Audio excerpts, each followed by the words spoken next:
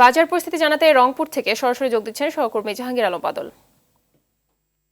বাদল, বাজারে পণ্যের দাম কেমন দেখতে পাচ্ছেন জানাবেন, আর বাজার নিয়মিত মনিটরিং করা হচ্ছে কিনা?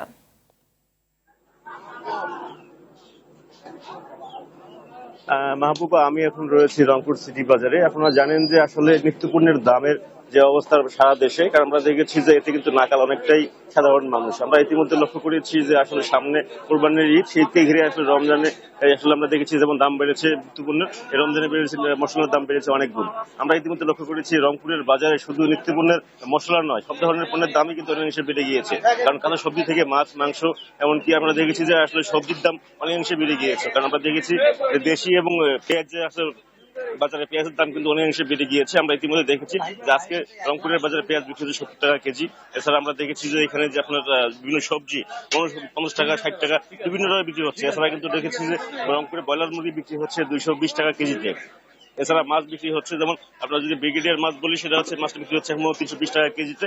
এর পাশাপাশি আমরা দেখেছি যে সব ধরনের পণ্যতে কিন্তু অনেকাংশে দাম বেড়েছে। সাধারণ মানুষ বলছেন যে আসলে বাজার মনিটরিং ব্যবস্থা জোরদার না থাকায় তারা কিন্তু এই অবস্থা তৈরি করছে এবং বাজার সিন্ডিকেট তারা কিন্তু সক্রিয় অবস্থায় কাজ করছে। আমরা দেখেছি ইতিমধ্যে যে আসলে রংপুরের বাজারে অনেকাংশে বেড়ে গিয়েছে মশলার দাম। আমরা একটু যদি কথা বলি, এখানে ব্যবসায়ী রয়েছেন। ভাই, ইতিমধ্যে কোন কোন মশলার দাম বেড়েছে একটু যদি বলতেন। জি ভাই, কোন কোন মশলার দাম বাড়ছে? মশলা আপনার দারচিনি বাড়ছে, ছোট এলাচ বাড়ছে, জিরা বাড়ছে, এই তিনটা জিনিসের দাম বাড়ছে। কারণটা কি? মানে আল্লাহ পাক ভালো জানে, আমি কেমন কি বলি ভাই, এগুলা সব উপর থেকে তো আসে, চিটাগাঙের দাম বেশি।